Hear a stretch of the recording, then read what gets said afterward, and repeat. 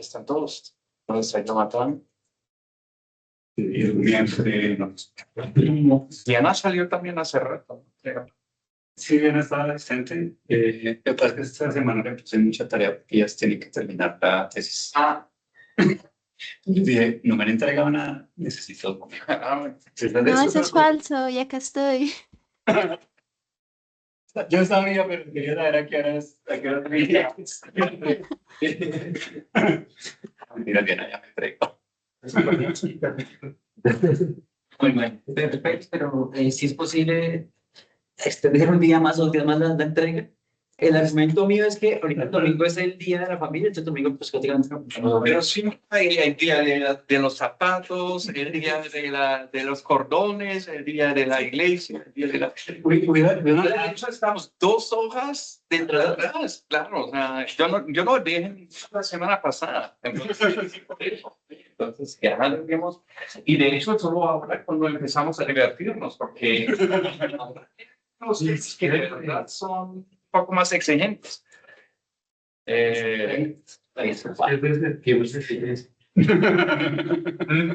Vamos a ver, pero yo creo que ya, eso tiene que ser. Sí.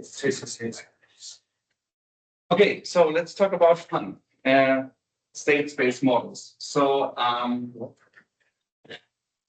today we first talk about the convolution operator, because I believe that nobody here, probably maybe Manuel, but not many of you know the convolution operator. So many know convolutional neural networks, but that's not the convolutional operator. That's a very, very special case of the convolutional operator in general. Okay. Then the second, then after that, this is basically just a kind of recap. Okay, so that we are all on the same page. And then we understand how we can somehow use this to get to something like infinite memory systems. And finally, we'll talk about the S4 system, which is up to now the newest system that I will teach you. So this is from 2022. Okay. So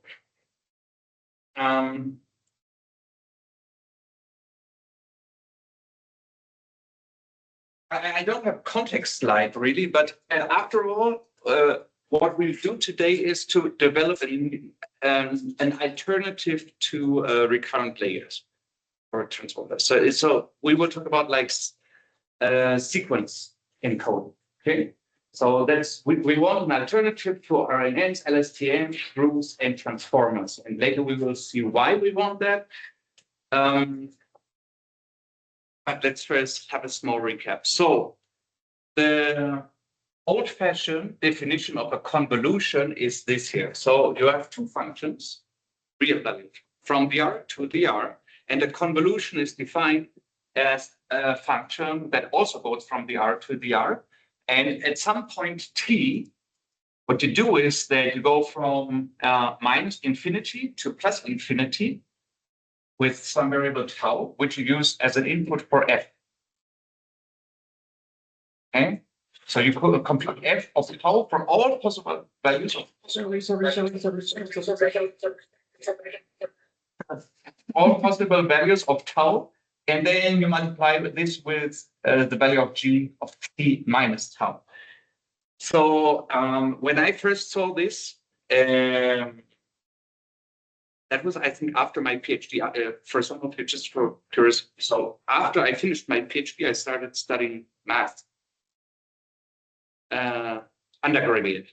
So it was fun with all these young people. But after that, After my PhD, I started an undergraduate in math because I felt like you cannot do really machine learning. I was in a machine learning group. I was in a machine learning group, and basically I felt I was not understanding anything of the talk. So every week somebody was coming, giving a talk, and I felt like I don't even understand the problem definition. And I felt really you cannot do sophisticated or advanced machine learning without really being a mathematician. And actually, when you go to the big conferences on machine learning, most people aren't even computer scientists, they are mathematicians. So I saw that only after my PhD, and it was really like, okay, wow, I mean, what? So anybody has a very good intuition of how to interpret this? You know, what is the meaning of tau? Tau is just the variable that we use here to integrate the function. Okay. I have intuition, but because my electronic background about Fourier, that you go from a function in one space, for example, time, frequency. That's my understanding how why. There is actually a very easy interpretation of this that is not even related to a specific domain. So what basically happens, so what happens here is that we have somehow, let's give two meanings to this. So let's say that f of tau is a kind of signal. And that means that you have a huge number, an infinite number of possible values for f, okay? So after we do the convolution at the position t, so maybe I'm doing drawing here, and that's good luck for those who came, and bad luck for those who did not come. But let's be nice.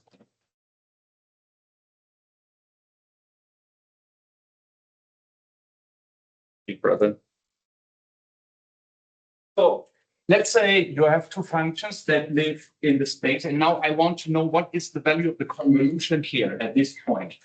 Okay, so what I do now is that basically I take all the possible values from, so maybe say, okay, and I have my function f. Okay. So to compute the value of the convolution here, what I need to do is I take all the values of f everywhere. And now I give it a weight. So the value of the convolution at this point depends on this value of f and this value of this and this and this, of all of them. It's basically a kind of weighted sum, because an integral is a sum over an uncountable set. So I'm taking all the values of f and I give a weight to this value of f, and the weight is defined by this here, okay? So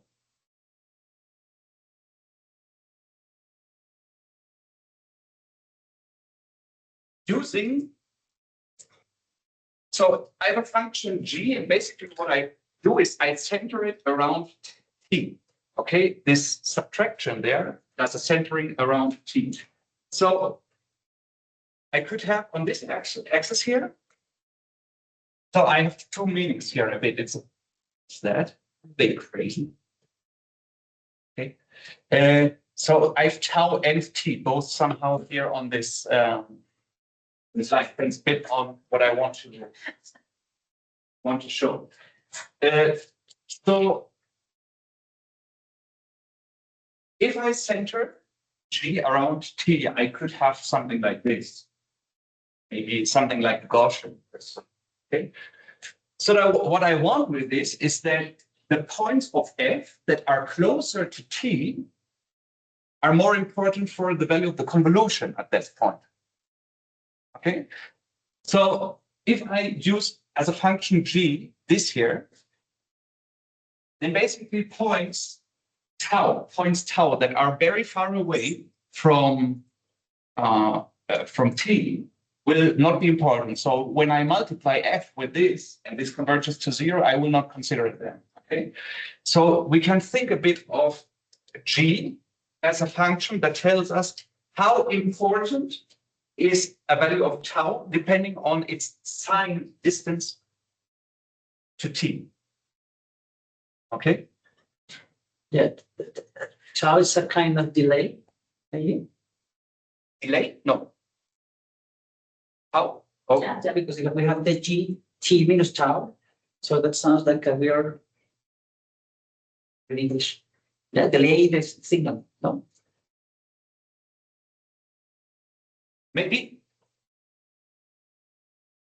let's not think of signal theory or so. Let's not think in physical systems. Let's just say I want to compute a weighted average of all the values of f at this point. But the weight of each value depends on where I am now, my t. Okay? Because I mean, if I would rewrite this as if it was not continuous. So let's say we're just going over some discrete space, let's say x. Okay. So what I do here is that I say, give me the value of f of x. Okay. But now I want it to be considered in this sum only with a certain weight. And this weight is defined by X minus tau. Tau minus X. t minus x. So I replaced tau with x here in this example. Okay. So it's basically really just a weighted sum. The integral only comes from the fact that I'm summing over an uncountable set here. Yeah. So the best way to think about G is a kind of so in my example here, G would be a function that at the point 0 looks like Gaussian. So I give like a standard Gaussian. I give highest score, highest importance to at the point 0. And what happens is what goes into G is not the t itself, but sort of this here, and this is the important interpretation.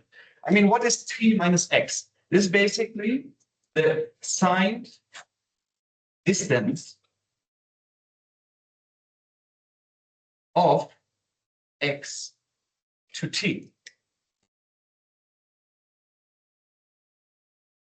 Okay.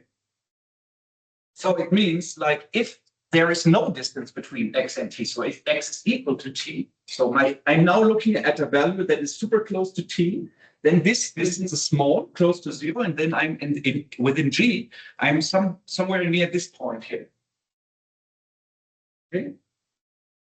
So this is what I meant with I'm kind of centering. So in theory, my G could look like something like this, but I now put this over t so that I make sure that I'm interpreting this like this importance function at this position.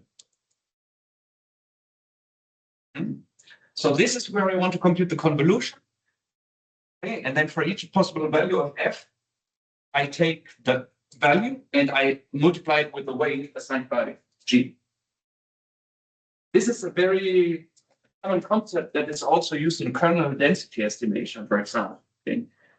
So for me, this is the easiest way to think about a convolution. Okay, it's a weighted sum, and continuous weighted sum. Okay. Okay, and now what we typically, in terms of terminology, what we typically say is that f is the signal. So we have a complete signal that goes from minus infinity to plus infinity, and at time t, we want to compute a kind of weighted average of the full signal, of everything we see, of everything that is available. We want to compute just a single number here, and that is then like, yeah, the weighted average of the signal based on G, and we call G the kernel. Now, this kernel has nothing to do with kernels in support vector machines. There's no connection to that. But it has something to do with the kernel and kernel density estimation, because again, it's the same idea there. Basically, do a convolution. Okay, so that's the first slide. Questions?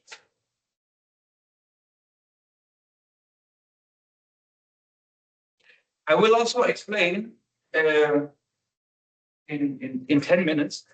I will explain what this has to do with convolutional networks, because convolutional networks do exactly this, but in a very special case.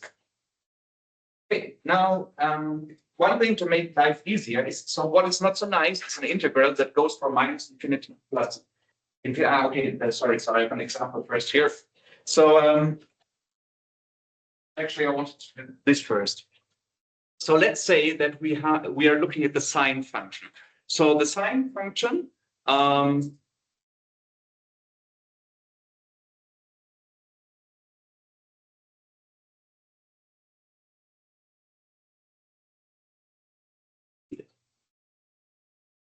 my goodness. It's the other way around. Okay.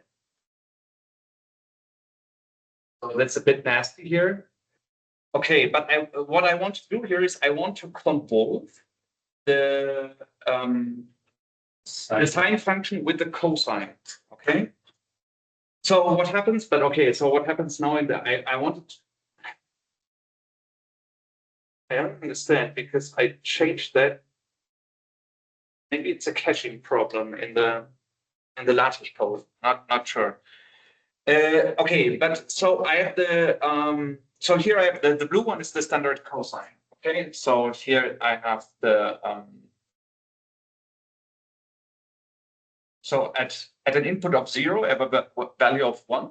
Okay, and for the sine, I'm a bit yeah. So the sine is a bit moved, but so the sine of 0 should be 0, but because I shift this here a bit, then doesn't work out properly anymore. Okay, but so I now want to compute the convolution here at the position. I want to compute it at position 1.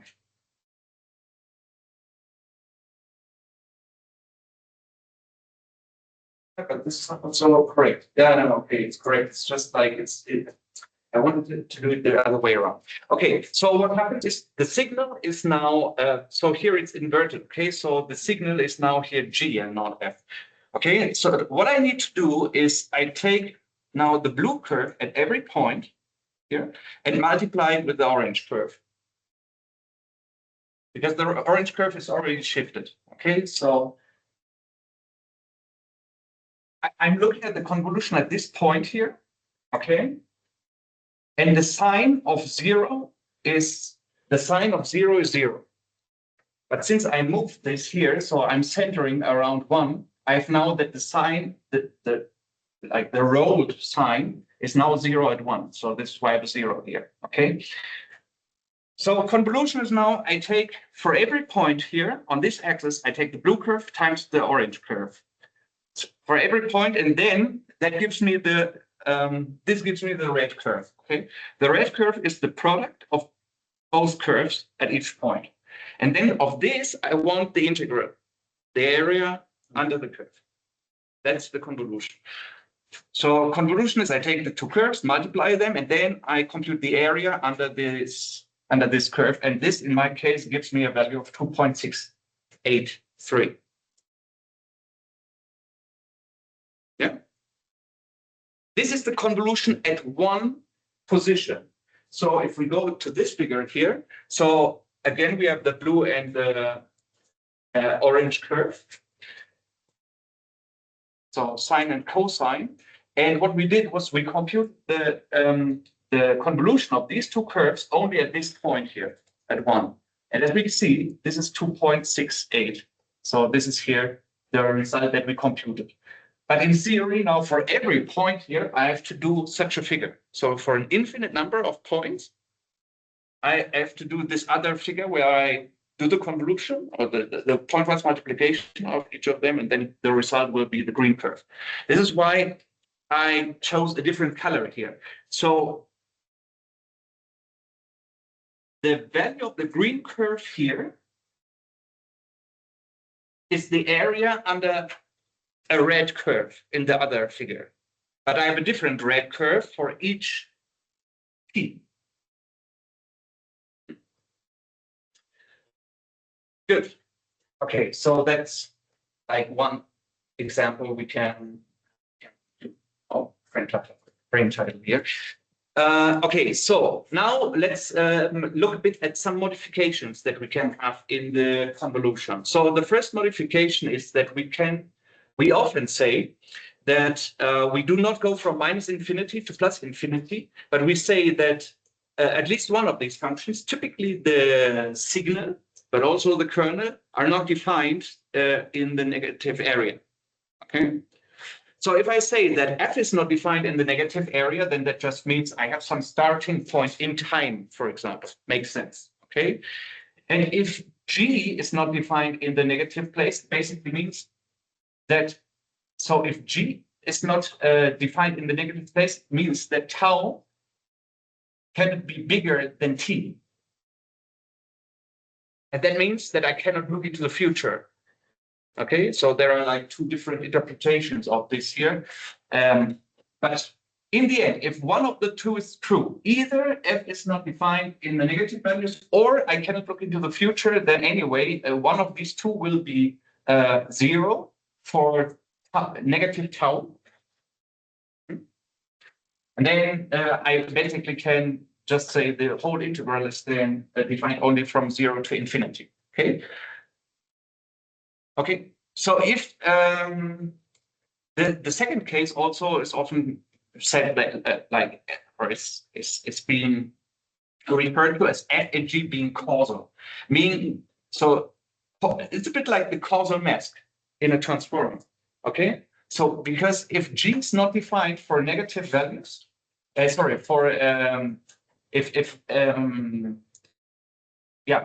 g is not defined for negative values, then I cannot look into the future. Okay, so that would basically mean that they are causal. I cannot know the future. It's basically implicitly it's the same like this masking idea. Okay. Okay, so that's one modification. The next modification that is often important is that we do discretization. So we're saying now that actually f and g are only different from 0. So in the figure it would be a bit like this. F and g are different from 0, or at least one of those, only in a discrete number of points. So I'm maybe overwriting this now. So I would say here I have a point, here I have a point, here I have a point, here I have a point, and all others where I don't have an x, the value of f would be 0. Okay. So if that is the case, then in all of those points where I don't have an x, the contribution or this value will be 0. So it will not contribute anything to the integral. And if this happens, I can replace the integral by a sum. So basically saying I now have maybe infinite but discrete number of red crosses and green crosses, then I can just sum over these crosses and ask what's the value of f for that cross or at that position and also for g. Okay. Now the notation is also different now. It's not round brackets anymore, but these brackets, because this is more like an array now or a vector. We can think of this as a vector. Here we could not because it was continuous, but here in this case we can think of this as a vector. And this is just the result of saying that there is nothing happening in almost ever. Only it varies some very few times that something is happening. Okay. So, Yeah. just mathematical proposes that approximation, summarization the function to approximate the integral is valid in that case when the delta x is the same. Oh, so no, I have to change my question. The approximation, isn't it a delta x or delta tau missing in the formula? A delta because of desperation. No, but no and yes. So no, it is not missing. It would be missing if the goal would be to approximate that. But I'm not saying that the goal is to approximate this. I'm just saying if my f and g effectively are 0 in most of the parts, then this is the same as this.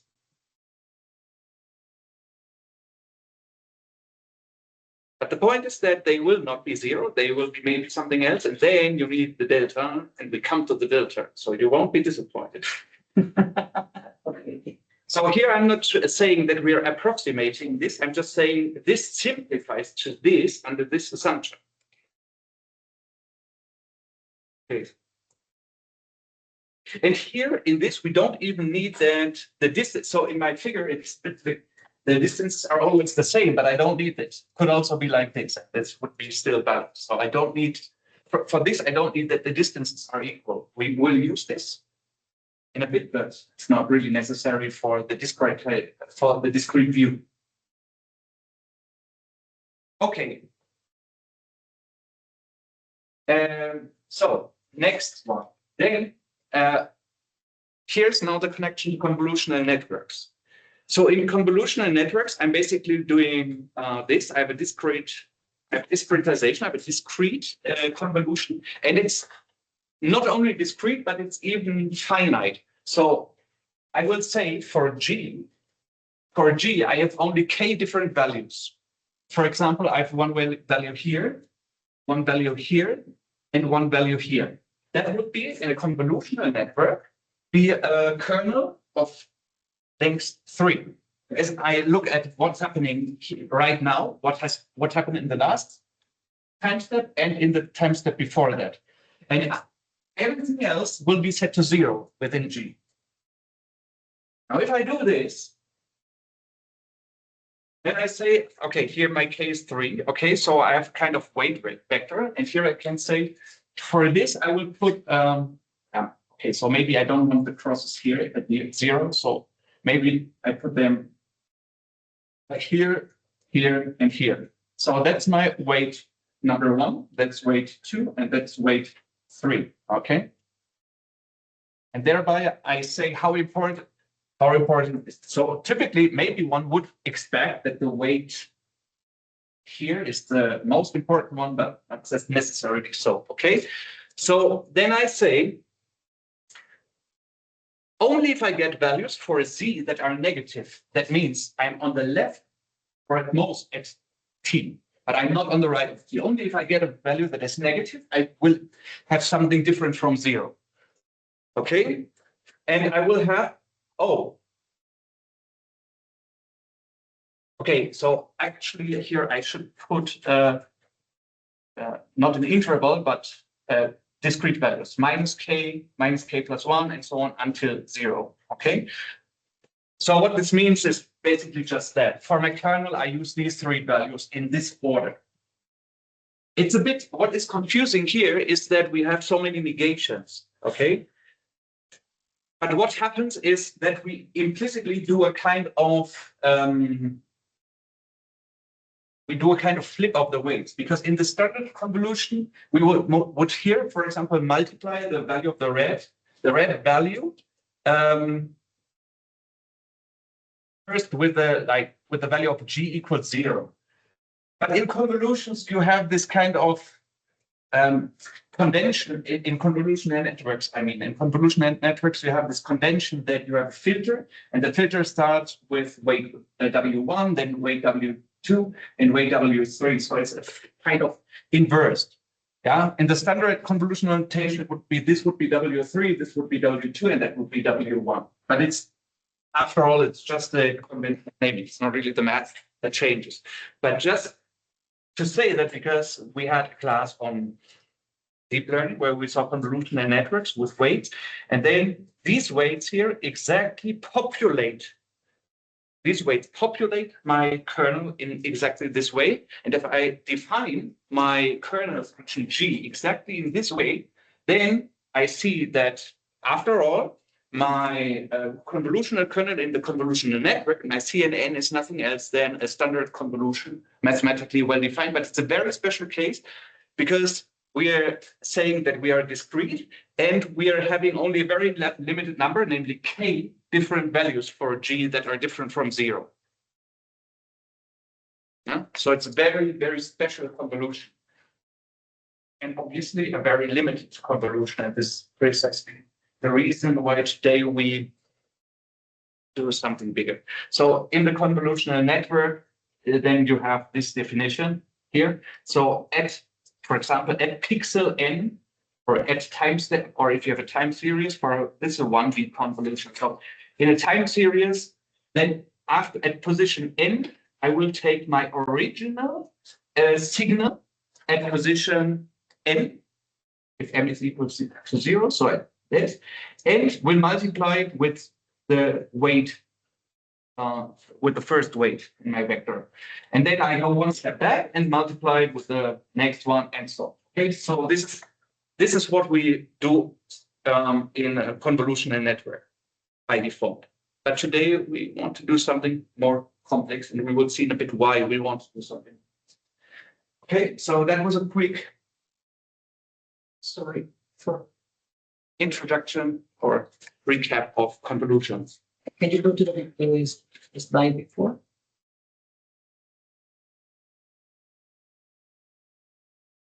Can you change the names maybe? Because this is G n minus M in the next slide. Okay. No. That's F. No. It's a very good observation, but actually I did not change it. So, so why is this happening here? Because so typically what you do in the convolution is that you go from minus infinity to plus infinity and always put the value here. Okay. What we now say, but this is just a result of this simplification, is that, yeah, okay, I mean, we can go from minus infinity to plus infinity, but almost all of the values of G are 0. So these are based implicitly 0 for all those time steps. So the only steps where we will have a value of F are those that are close to N. Namely, N minus K plus 1, N minus K plus 2 until N. So it is still that this is still the signal. And we have not changed the notation. It's just like it's slightly rewritten because now it's a bit like the semantic of the sum has changed a bit, because before the semantic of the sum was always like we go over the possible values of F. Yeah. So if we look at this integral here, in the original definition, it's a bit like this sum goes over all the possible values of F. It's like it goes over the tau, but basically you look for each tau, what's the value of F, and then you weigh.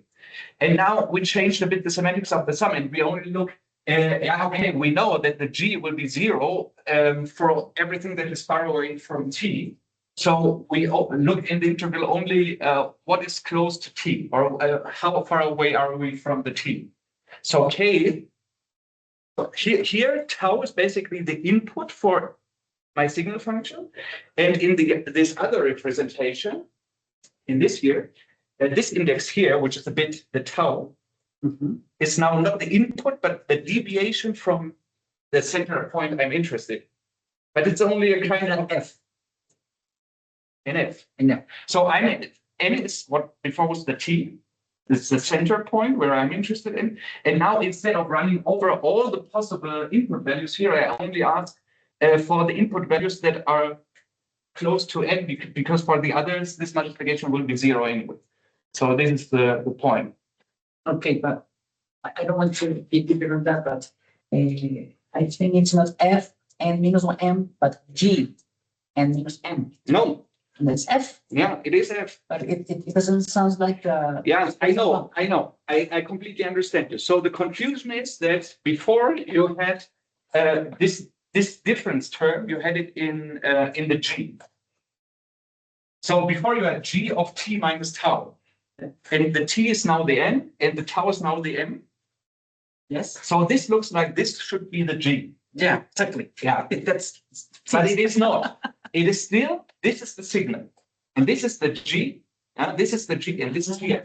Okay. What has changed is my sum now does not, basically my sum now does not go over the input of F, but over the deviation from T or N. Okay. So the confusion is really, the source of the confusion is not here, but like here, and the meaning of this, because actually, yeah. Thanks for the clarification. But yeah, I get that this is a bit tricky, right? I mean, after all, it's still the same thing. You want, for different values of F, you want to compute a weight. And now instead of saying, I want the value of F of tau, I want the value of F at interval T minus 3. So I just write the tau now in a different way. Tau is the difference between n minus n. Yeah.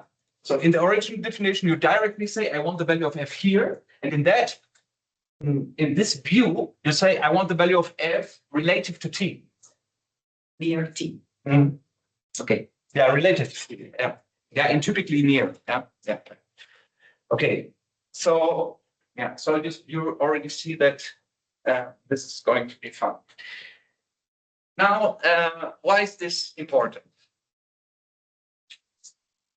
So we remember this discussion that recurrent networks maybe had problem of that they forget something. Yeah, so we have the hidden state, and the hidden state is updated. But if we have to memorize too much stuff, then this hidden state will not be rich enough to memorize everything that happened in the sequence before, right? So that was an important limitation of recurrent networks, and LSTMs improved on that. LSTMs improved on that because then we had this like memorizing this brain cell, the internal brain cell, and transformers shut down the problem completely because the transformer says, I can just look at everything and there is no problem of forgetting because at every point t, I can look at everything through the attention mechanism. But the problem with that is, I mean, that works nicely, but to compute attention, you have quadratic costs. Quadratic costs in the computation of the attention, because you have to compute the attention of each point to every other point. That's quadratic cost. Okay. Again, a slide without title. Okay, so yeah, I was a bit stressed out today because I forgot my my charger. So I needed to get another notebook from the service here that cost me like 20 minutes, and those 20 minutes were missing to the title. Okay, so now let's remember then, how is the current hidden state in an RNN or in any of these techniques that we've seen so far? How is the hidden state influenced by the past inputs? So we have a sequence of inputs. How is from the past that happened before? Now we have a hidden state. How do these previous inputs influence my hidden state? And in the RNNs, they do not directly influence my hidden state.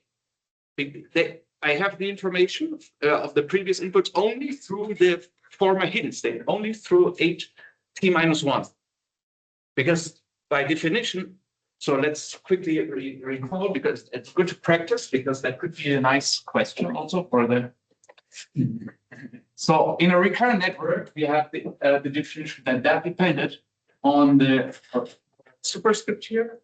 It doesn't ht-1 and xt. So and then we use a linear function here. But the point is that I do not have the previous inputs as a direct source of information for the age. Right? So the previous inputs, xt-1, for example, only enter through this. I cannot directly see it anymore. In the transformer, I can see it because I can attend to all the inputs at every step t, okay? Okay, so in this sense, transformers are better memorizers, because actually they don't need to, it's just everything is visible for them. Yeah, they don't need to memorize, everything is visible. At some expense, yeah, because we have to do these quadratic computations. And so this has an advantage that it's like, it's memorizing better, but this has an advantage that it's faster because it has a linear runtime. We don't have this quadratic cost. Okay. So, and the question is, can we a bit combine both advantages, both words? Can we have that HT explicitly depends on all previous inputs without having to do quadratic computation? But what we still want, and actually this may be a bit missing on the slide, so this has a runtime advantage in the sense that the computations are faster, they are linear, but it has also a disadvantage because we have to do it sequentially. Now we have to process bit by bit in the recurrent case. And the question is, can we have the two advantages of the transformer, great memory and parallel computation at linear cost? And the answer is yes. So let's understand why this is the case. So we start with,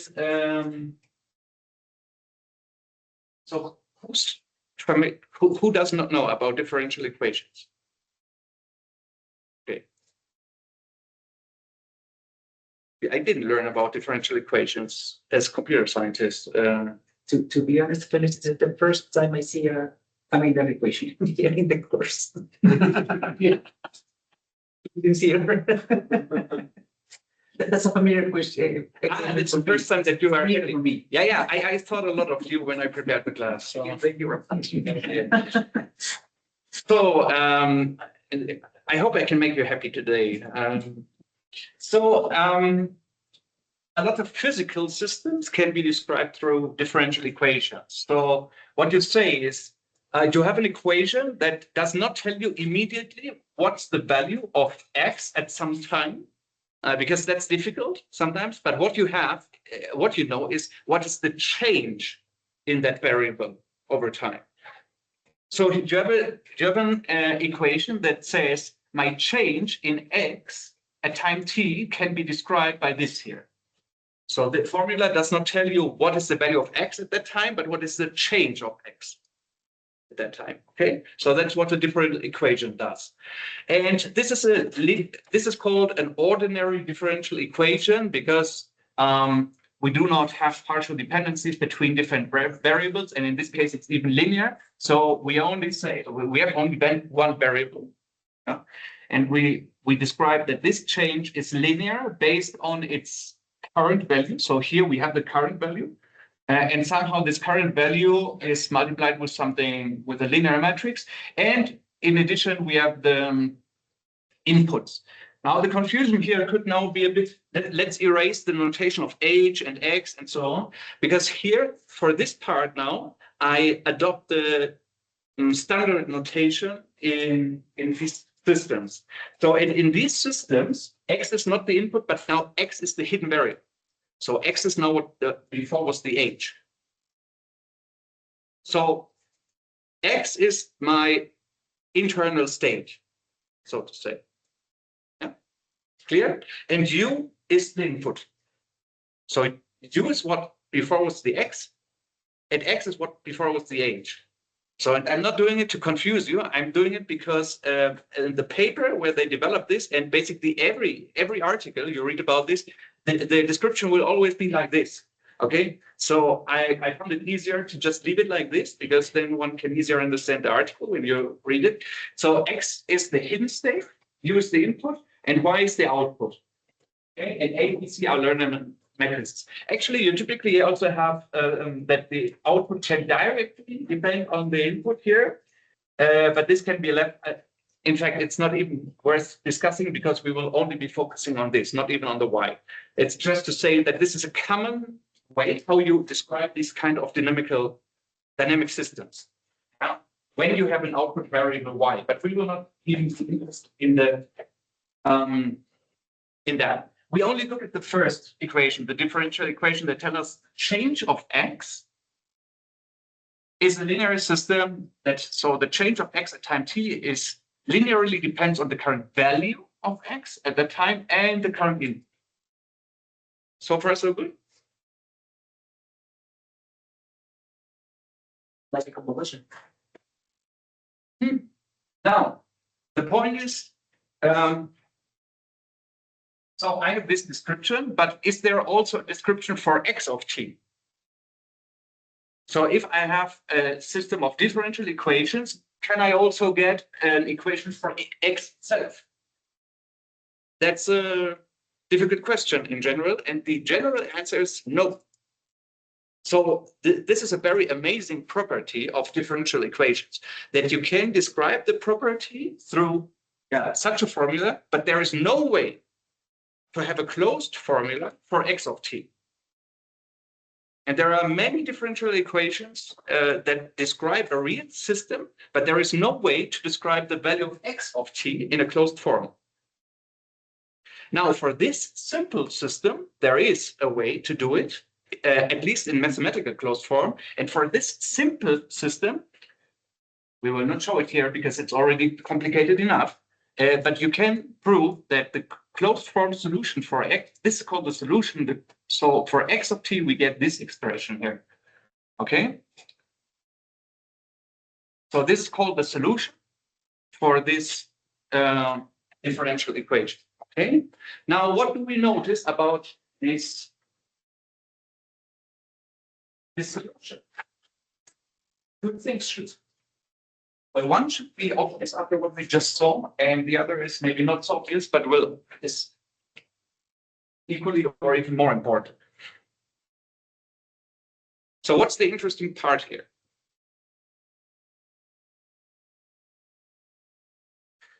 Oh, okay, maybe we should first explain a bit the meaning of some. So what is this here? So this is the X operator, E to the matrix AT.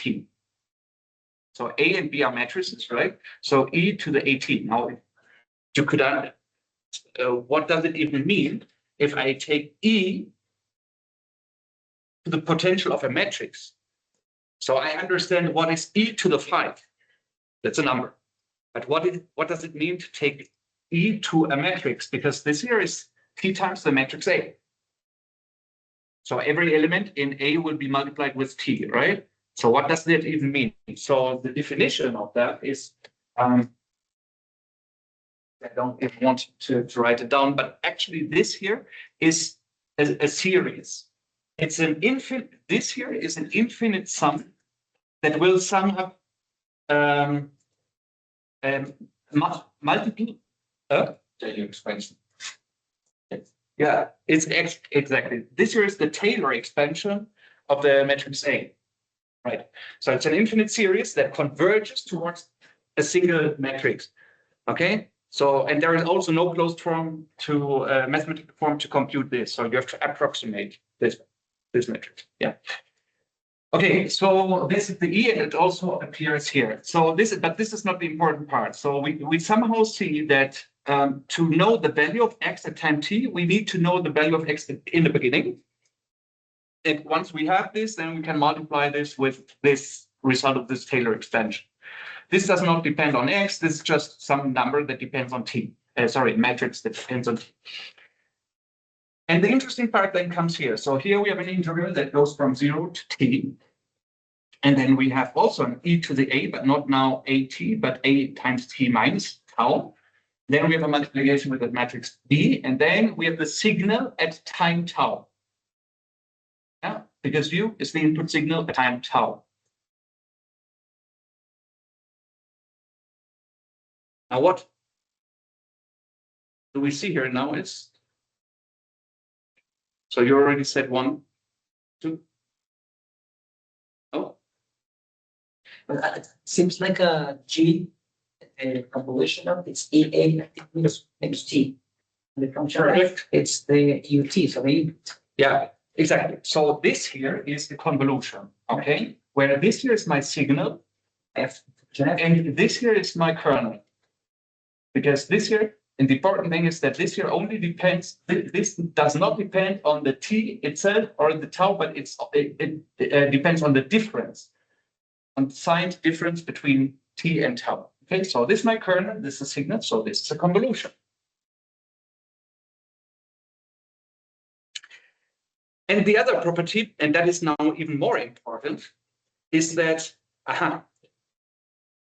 here my x at time t is being influenced by all the values, all the inputs of tau from the beginning until now. So these are really, so the guy who first detected that, I mean, this is really crap, okay? Because what this basically tells you is that, my hidden state, now if we read it with the terminology of our networks, my hidden state at time t depends on my initial hidden state multiplied with something, plus something, plus a term that depends on all of the inputs, no matter how long my sequence is. And in theory, then, so if you have the true values or correct values of A and B, then this thing here allows you to have infinite memory.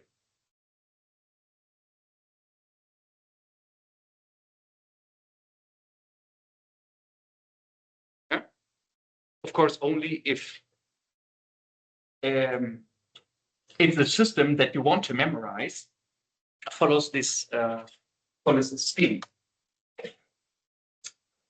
Okay, so 2 key observations. Every past input contributes to XT. So we have the first desiratas. The first one is that we want to be able to attend to everything that happened direct, but not via attention. We want that every input is explicitly considered, but not via attention, because attention is squared in runtime. But at least so we have the first. We haven't been talking about runtime yet. It's just saying like every input from the past influences. Yeah, so that's the first thing.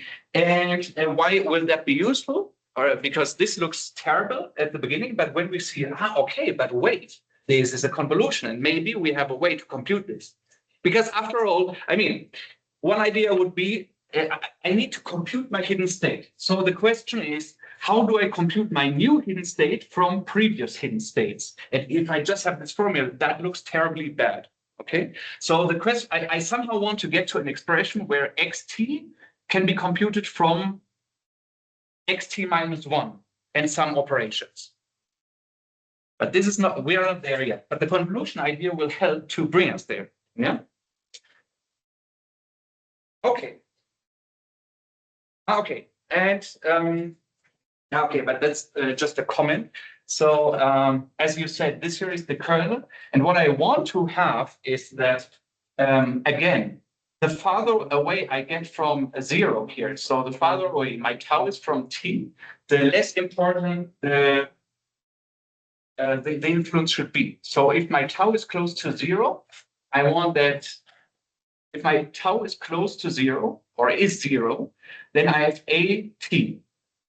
And I want that e to the AT is smaller than e to the 0. So if my tau is equals to t, so I come to, so with tau, I move from the origin of time until the presence. T is the presence. So if tau is the presence and I have t minus t 0, then here I have an e to the 0 is a 1.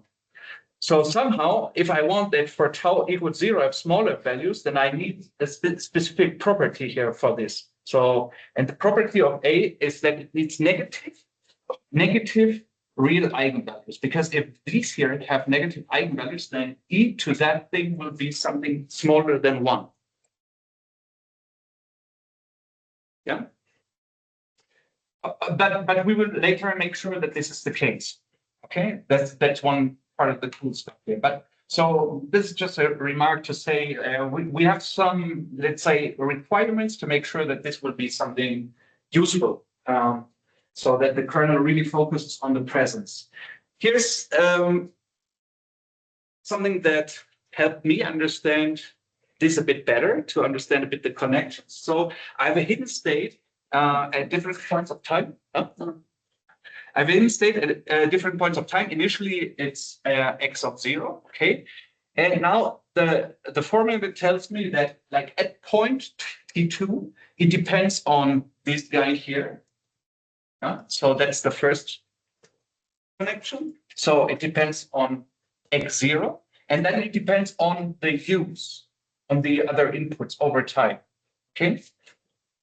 So it depends on, so this value depends on my initial hidden state plus the, like, multiplied with this matrix, plus the integral that depends on all of these values, the convolution, but only past values. I cannot look into the future. And the farther away in the past my inputs are, the less is the contribution. And I try to show this like with fading arrows. So this input for my hidden state 3 is less important than this input, and that is less important than this input. But how exactly? This is something that we want to learn. Yeah, but only in principle we can then have this kind of structure. Okay, and I also see that my initial hidden state every time becomes less important. That's also reflected here in this formula. So if for increasing t, this here gets smaller, then that means I'm decaying. I'm in decaying importance. Question will be how we can make this sure, but there's a kind of like the intuition up to here. Good. Tau must be fixed. No. Tau is our integration variable, remember? Yeah, sorry. So tau is basically this kind of issues.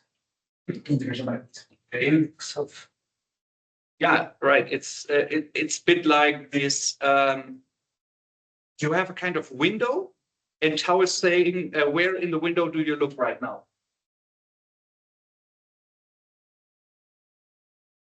Yeah. Okay. So up to here we are good. Okay. Now, so another slide about the title. We could learn matrices A, B, and C. Actually, forget about C because C is only for the output, and that's like not part of our layer anymore because we're just taking care about the recurrent layer. So mainly it's A and B. Okay. So if we manage to do that, then we have learned a system that has infinite memory. Whether it memorizes the correct things, it's a different question. But in principle, it can memorize an infinite history, infinitely long history. And for some of these, specifically for Emilio here, that could be very important. Because when they motivated these papers, they said, like with recurrent networks, LSTMs, or even with transformers, you partly get beyond a memory of 10,000 tokens in a reasonable way. Yeah, even if the transformer can, in principle, attend to everything, the learning dynamics typically will make that it will not attend to anything that is farther in the past than that. Okay. So they asked, what do you want to do if you want a machine, a brain that can have a memory that has much longer history dependencies than 10,000, 100,000, 1 million tokens. It's difficult with the systems that you have currently. So, so if we had a solution for this, we could solve the problem. So objective is now, let's make this idea a block in our neural network. What do we need to make a block in a neural network? We need to define the function structure. Okay, we need to, if we are able to make a forward pass only with differentiable functions, then we won. The problem is now we cannot do easily a forward pass. Why? Because this formula is fucking difficult to evaluate. Okay, so we would have to implement something like this in a forward pass. But here it's not even yet, as I already said before, here it's not even yet clear how this depends on the immediate predecessor, xj minus 1. And even if we have this, we will see in a second that this is not so difficult. But even if we have this, then we still have this integral, and so that's difficult to even. Okay.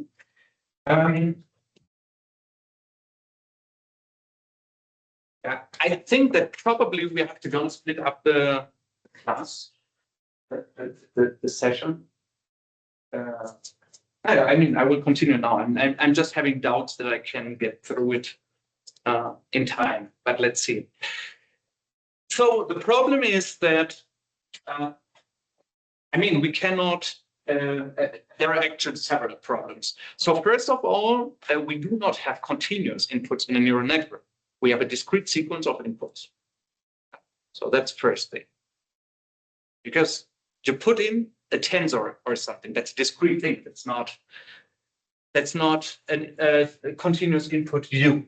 Okay, and the other problem is that we internally have maybe numerical difficulties to compute these intervals. Okay, so question is, how can we make this whole logic that we just saw? How can we make it discrete so that we can create a block in PyTorch for this. So the formula again is this one. Okay, that's just to repeat the formula. Now, the first trick is that we want to introduce something like checkpoints. That means that, so if I want to discretize something, then maybe here I need a value for this at time t now. But I want to make something like bins. Okay, so maybe here I have one. Oops. I only want to have something in every integer. Okay, so here the question is, can I somehow express the value of the convolution at this point as something at t prime, which is here my last integer checkpoint, plus what happened in between. Okay, and then the first thing that I obviously can do is I can take this integral and say, first I take it from 0 to t prime, and then plus the same integral from t prime to t. It's just like taking this integral, like splitting the integral up into two parts, like this. Yeah. So I say, I first compute the integral from here to here. It's like part A. A is maybe not so good, but like number one, and then I compute it from here to here, and if I sum them up, because the integral is additive, it's a linear function, then I have the full. Okay, so I can first do this. So the first integral looks at the past inputs, what happened before, what happened before my last checkpoint, or up to my last checkpoint, and then what happened between my last checkpoint and the present.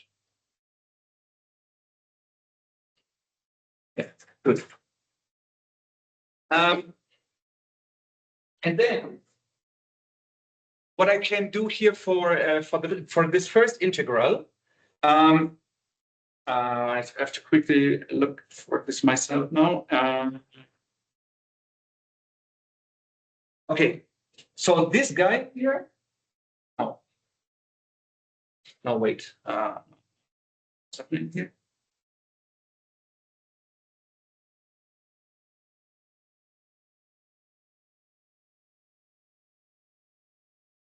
You repeat the term inside the integral A E2.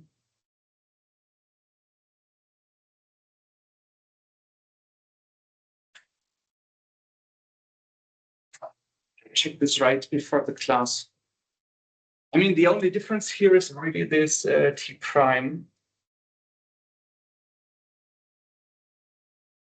Okay.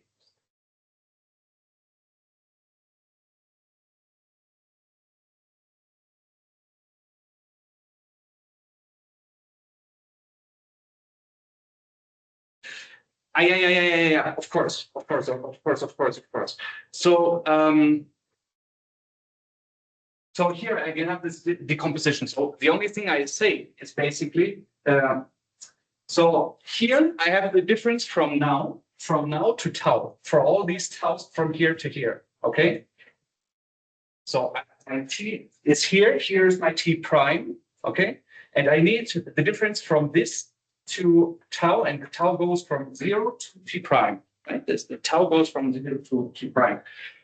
So I can instead also say I'm only taking it's basically a factorization, because I took this part out of here. So the e to the at that I need to multiply for this, I took it just out of the integral. Yeah, it's just this. Here I can do a trick like I say t prime minus t plus t prime. Okay, here it's like summing a 0 up here, and if I do this, then I basically can draw this part out, and I have this remaining. So it's just a factorization, really. Because if I multiply this again into this, then this I have minus t prime plus t prime, they go away, and I have to still have t minus tau. Okay. Okay, good. That was easy. Just sometimes one confuses oneself. Okay, and now the trick is to see. Okay, but wait. this here is again the same as we had up here, only that I have a t prime instead of t. So I can say this here is basically x of t prime, yeah, x of t prime minus this. This here is structurally the same as this.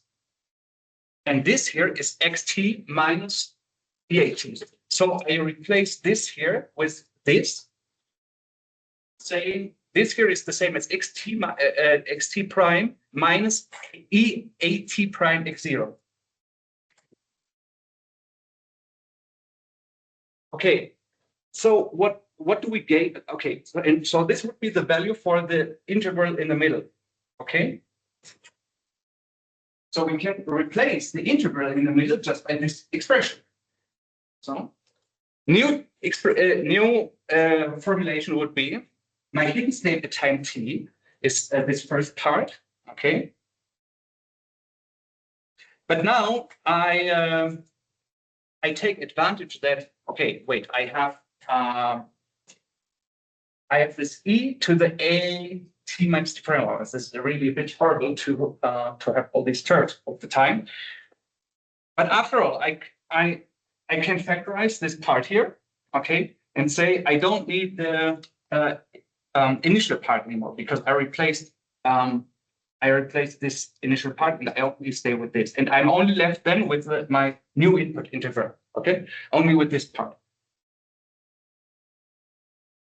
And that would be my definition for xt in terms of my previous checkpoint. So what we're just saying is, on our way to discretizing the whole situation, if I want to know my value at this point, I can do it from the initial situation. That was what we had here in the beginning. Okay, so I can know my x at time t when I know the initial values and all the inputs, but I can also but I can forget what happened before if I have the value at this checkpoint. So if I have the value at this checkpoint, I only need to know what happened there, okay? Plus what happened from the checkpoint on until the present. And what happened from the checkpoint on until the present is captured here. So that would be it. But now comes the trick. And the trick is, because we want to get rid of these integrals. If I say that if I only have discrete inputs, then nothing arrives now, okay? So I'm looking at this time step now. So here I have my 4. And if I say that I have inputs only every time in this discrete step, then my inputs here are 0. There is no signal coming in at that time. Okay? So what that means is I can take this guy out. Okay? I can take my signal, or the signal stays the same. It's not like it's 0, but it stays the same, so I can take it out. If I can, because it doesn't depend on the tau anymore. Okay? So if I can take it out, then this B goes out of the integral. Okay? Okay, so that's the final interpretation. My hidden state at time t is my hidden state at the last checkpoint, modulo what happened from there on in this formulation, plus this convolutional part here. Okay. It's still not discretized. I mean, it's the first. It's not a discretization yet. The only thing that I was saying is that I do not always have to start from the initial point. I can also start from a last point. But that is like the key to make a definition of my hidden state now, depending on my hidden state in the last time step. Okay, so I need this kind of checkpoint idea. Okay. So now comes discretization. Okay, now comes the discretization. So I don't understand how I didn't understand how the checkpoints calculated. So you mean the actual hidden state depends on the checkpoint, but in the equation before where is calculated the checkpoint state. What? Are we here or? Yeah. Always calculated this term. I mean, I don't see the mathematical equation, but I see it. Do you mean how is this being computed? Yeah. Oh, okay, yeah. Or where does it come from? Yeah. Where does it come from? That came from this replacement here. So we replaced this here. We said this is structurally the same as this. So this here is the same as xt minus. So let's bring this on the left-hand side. Yeah.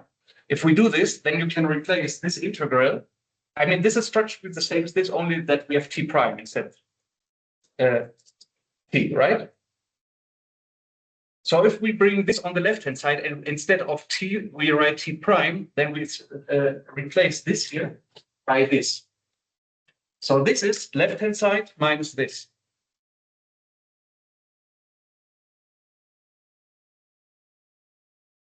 Okay.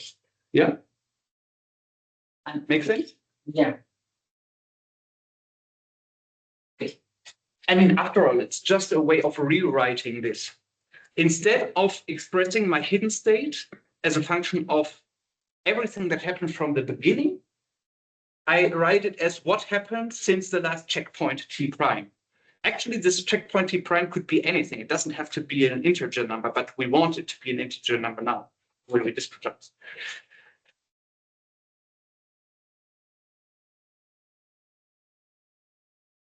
Okay, so if we sample now every some seconds, then this is now this, I think this is the delta that you wanted to talk about.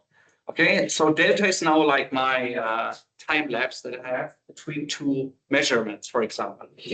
And if I do this, then I can actually write my current hidden state as my last hidden state plus the current inputs. That's exactly what we want, right? Only that I have now two modified matrices, which are called A bar and B bar. So A bar is this one here. This is somehow clear because this is what we just saw on the last slide. So I replace this first x to the A delta. This here, this is my delta. This is what happened between now and the last checkpoint. This is a delta, okay? So I replace, and this is a matrix, because this is a Taylor expansion of a matrix. So this matrix here, I will call it A bar, okay? And here we have, in this operation here, where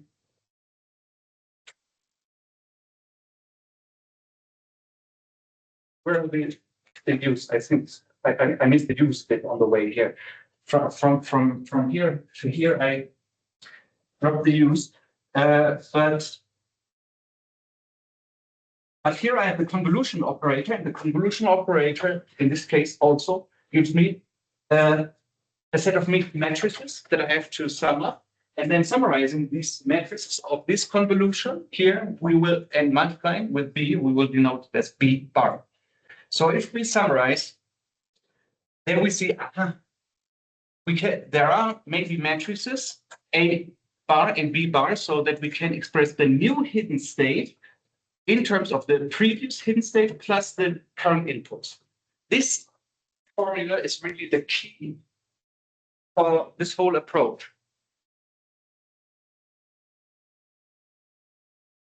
And it's just like, I just take the results from the previous slide and rename these terms here, okay? So once we have this, we have one. And actually, this is exactly what we have in a, I still have it here. This is what the formula that we have in a recurrent neural network for a recurrent block. We say the new hidden state is the old hidden state multiplied with something linear plus a linear transformation of the inputs. What's the difference? The difference is that in a recurrent network, we would apply an activation function to this. Yeah. So in the linear, in the recurrent network, we have this, and then we put an activation function like a reloop. And here we don't do this. Now this looks first like a limitation, but the fact that this activation function is missing actually enables the solution that we develop later. That makes that it's a bit less expressive, much less expressive. But the point is that we're not saying that the whole network only consists of this block, of this recurrent block with a identity activation function. We can have nonlinear activation functions outside of that. It only means that inside of this memory block, of this recurrent block, we have linear activations only inside of that. But later we can have other stuff.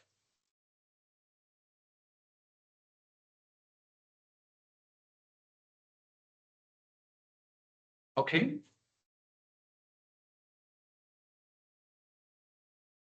Yeah, so this is now a bit the level of advanced deep learning that is for the remaining classes. So this will be a bit like this in the remaining classes. But of course, I mean, we are not done yet, not at all. Because, I mean, the only thing that we have seen is, aha, I now have a form of writing it like this. So if I implement a for loop in my forward function of the block, I can say if I have the value before and my current input, then I can put these together and have a new one. If I have these matrices, A bar and B bar, but here currently these matrices are, well, not so nice. Because here I have the Taylor expansion and here also I have an integral that I have to solve. So this is only like, it's theoretically nice, but it's not yet useful. To make this useful, we must find a way to really compute these matrices efficiently. But it will depend on the size of the delta, right? Because we have a star checkpoint or calculation involving for calculating the integral. Yeah. So what they do typically here is that they set the delta just to 1. And if you set the delta to 1, that is basically saying that you take a measurement at every like second, or well, you say I have one time step, one close time step, whatever that time step is. But that we use the checkpoint in the last second or something. Mm-hmm. Yeah, exactly. Again, it's precisely the game, because if we do this, then we can say the new value is the old checkpoint value, the second before, and this is this value, plus well, projected plus some modification.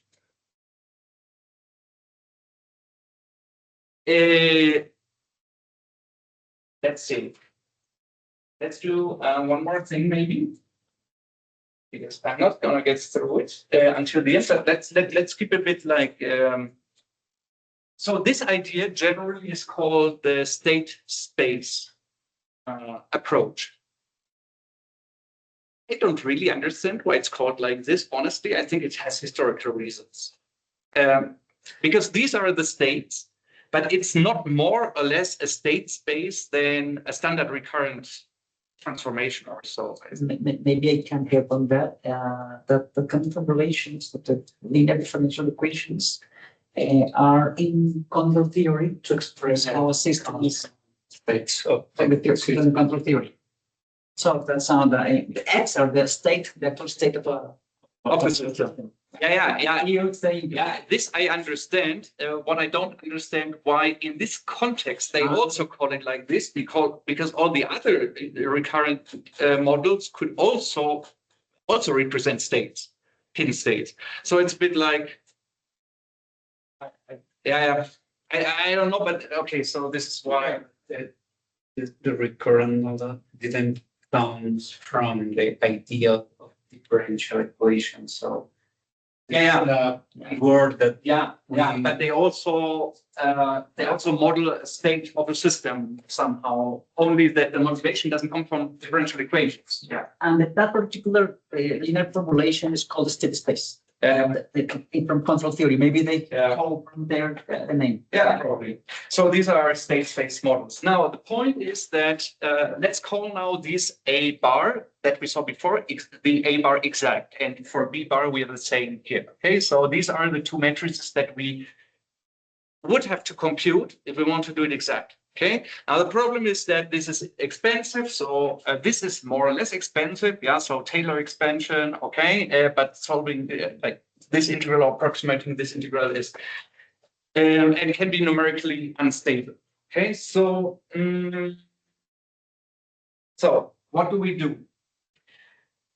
So what they do in this paper, I will also put the reference here into the PDF later. So actually, they cite a paper from 1947. I find this really cool, like these guys who really know the past. Okay, so they take an 80-year-old approach for this and say, this Taylor expansion, I can do how do you say this in English? Like a trapezoidal approximation. Okay, so this is a similar technique like used for the ROC curve. So this is a standard technique for estimating areas that you can do like a technique like this. So instead of having rectangles, you do a trapeze. Yeah. Okay. So the idea here is that this first thing is a kind of trapeze approximation of this. Okay. And this interval can be approximated through this formula here. Okay. So I have to be honest, I didn't check this. I didn't check this, and I also didn't check how good the approximation is. But this is a very old result, so apparently it's it's a good approximation with some properties. But the important thing is that it's not only maybe a good approximation, but specifically it's stable mathematically. That means it doesn't explode, and it does also not have vanishing gradients. Okay. And importantly, here we have that the real value, the real component of the eigenvalues of A is smaller than 0. And why was that important? Remember that I said that we want that this guy here, so the bigger you make this, then the smaller this term should be. And this is guaranteed by this property here. Okay, so if you approximate A bar with this formula, then you get that the real component of the eigenvalues, because the eigenvalues here can be complex numbers in general, but the real values are negative, and that will make that this thing decays to 0, which was important because, let's remember. Yeah, so here in this, because we wanted that the farther we go into the future, the more we should forget about the past. And here, then we need that if t grows, if this exponent grows, then that this here drops. And we just saw that if we compute the matrix in this way, then we get exactly this property. Okay. Okay, very good. Okay. So a message is I can replace the matrices by this. Okay, good. And with this, I could, in principle, now learn good matrices A. So the matrices that I still learn are A and B. So I'm not learning these matrices, but so these are the weight matrices that I have to learn. But in my forward pass, I compute these two guys from my current candidates for A. And then back propagation will update the weights inside A and B to get better matrices for my problem. Just to be clear with the notation, it's just an editing. That's the identity matrix, right? Yeah. I use the identity matrix, right? Okay, so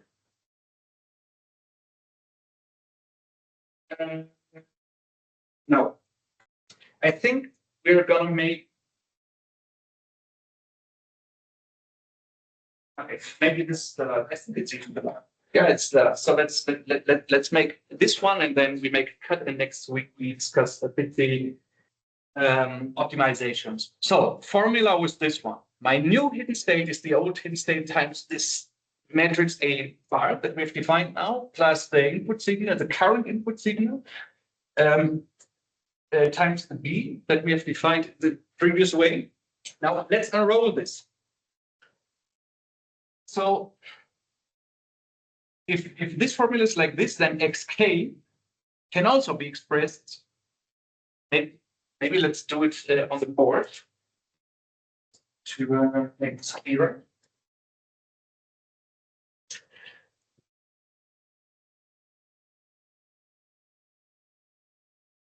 So we have that xt plus 1 is a bar xt plus b bar ut.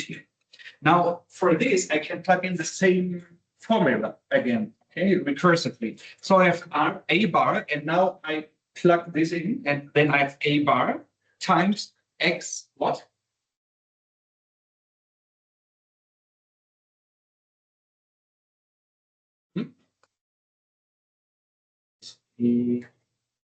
So I replace this using the same formula.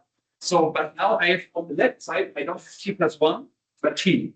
Then if I on the left side I have t minus 1 plus b ut minus 1. That's what, right. Plus b ut. Okay. So this is a bar squared times xt minus 1 plus a bar b bar ut minus 1 plus b bar ut. And then you can do the same thing again. Yeah, and then you get this is a bar to the 3 xt minus 2 plus a bar squared b x ut minus 2 plus a bar b bar u minus 1 plus b bar ut.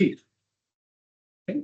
So what we see somehow is that we have then a bar times a bar to the t, not t, tau, let's say a bar to the tau times xt minus tau plus 1. And so this is how the previous states influence, and the inputs are always multiplied with b and a bar to the tau. Okay, so we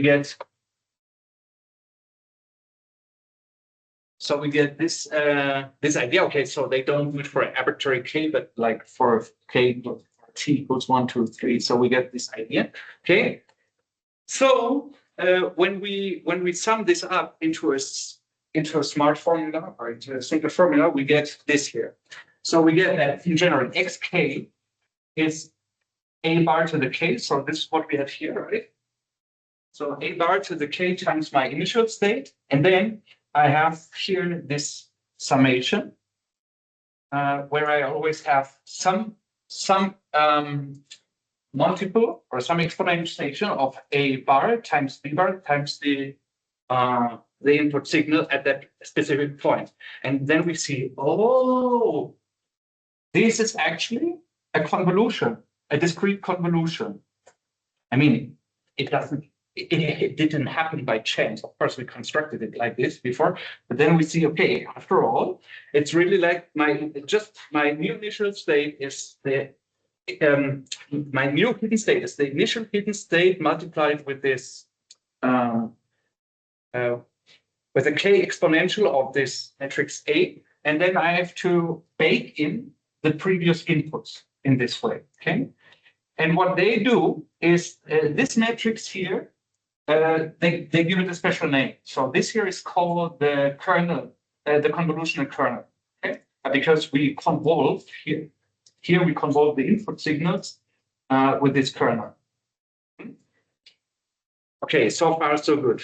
So this is something we could now compute, okay? Because we can compute a bar, so we can compute a bar, we can compute b bar, so we can compute basically all of this.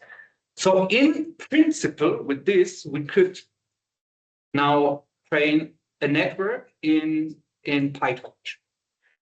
The only problem is that it's not fast enough. It's very slow because we have to, we need for every different like for every step we want to look into the past, we need a different matrix.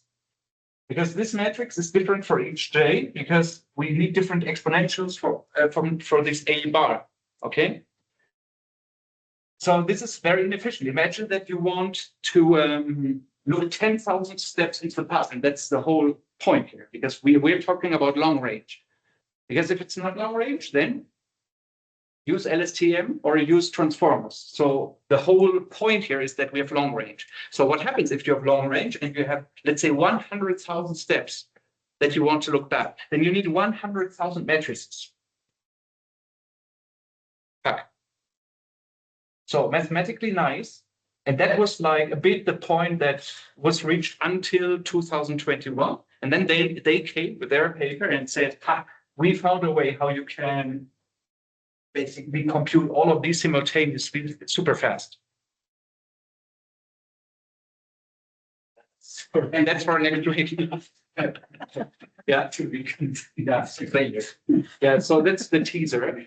But I guess, so for today, the important takeaway is this idea that, this super cool insight is that, wait, the system of differential equations actually memorizes everything that happened before. So why should we not try to mimic such a state system in a neural network? So that's the idea, yeah? And then we see, okay, the solution for such a linear system is actually a convolution. And hey, we already have convolutions in neural networks. What are the two problems? That here we need a convolution that is arbitrarily sized. So it's not like we have a 3. Yeah, so you see this? So here we do not have a kernel of fixed size 3, but the kernel expands. So we have a kernel that grows with the sequence size.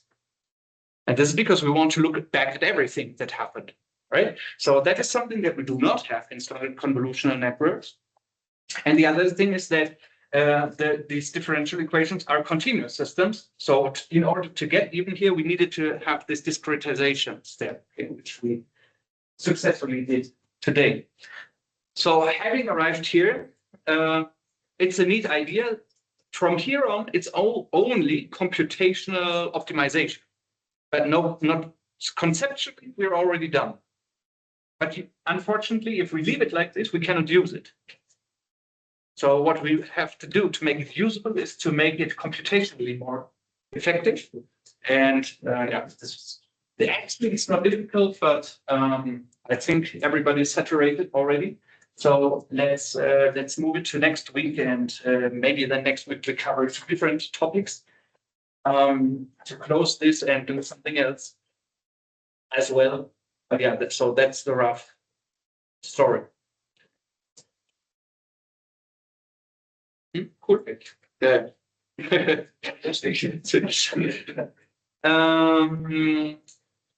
So we could think somehow of, or we already anticipate that this type of networks in PyTorch will be a kind of hybrid between convolutional cells and recurrent cells.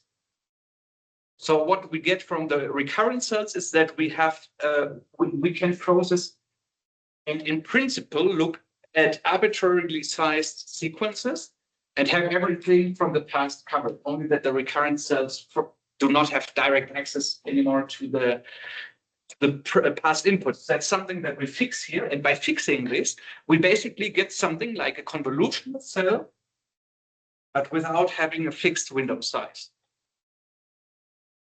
And it's not only one convolution, but we have multiple convolutions simultaneously. Okay. Yeah, actually, questions. So, could I make you happy a bit? Yeah. Okay. I'm just sorry. Okay. It's interesting that this concept from contour theory can be applied here. So I didn't imagine that. and I have seen the name of state space models in neural networks. I took it was something totally different, but I see that on it. Yeah. Yeah, I guess you knew more about this than me before, because I didn't have much idea about differential equation. Yeah, but no, in that discrete station concept, because we use vibration preference systems in continuous systems. So yeah, maybe discrete control system, but For example, from those in control theory, from matrix A and B, we can extract the eigenvalues to predict the stability of the system. For example, Yeah, now here we can calculate to remember. I got to yeah, yes to remember that. yeah. It's a bit the inverse. So it's basically you use A and B as a kind of it's a kind of memory vocabulary, so to say. So once you have this and you have some observations, you can recover from that what happened before. Yeah. So, organización.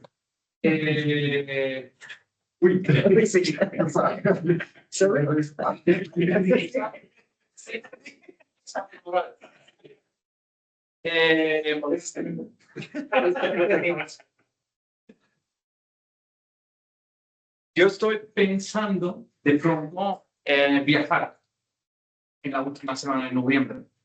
Entonces, la pregunta sería si queremos hacer los exámenes virtuales. Si eso sería aceptable. Vamos a hacer igual yo soy súper flexible, ¿no? Soy súper flexible con la fecha, porque igual vamos a buscar para cada uno.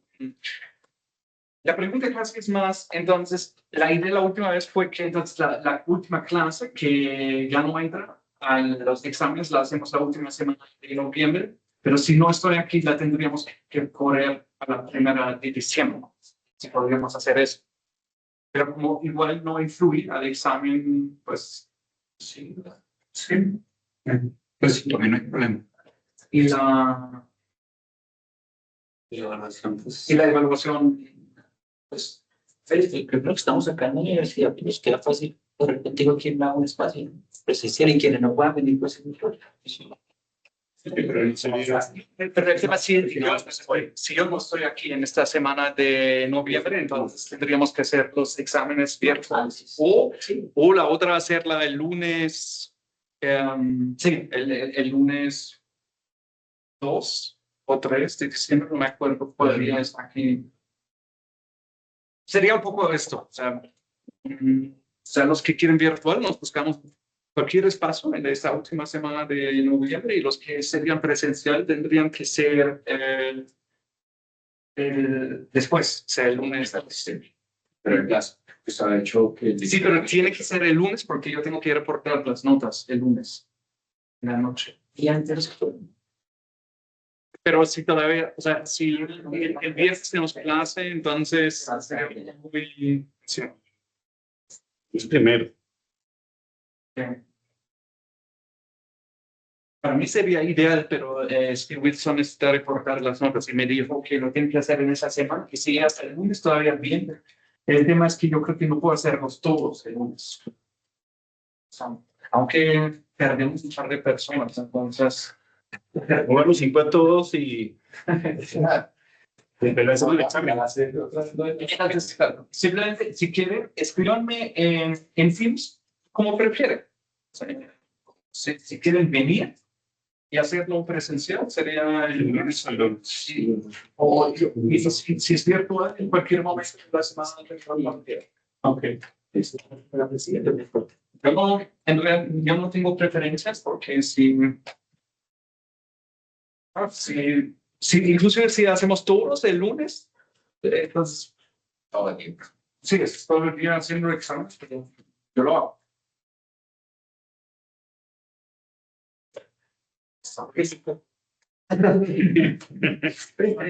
sí, Distribución. Sí, pero no, pues, Bueno, chao Emilio, chao Manuel, chao Diana. soy yo, sí. Chao.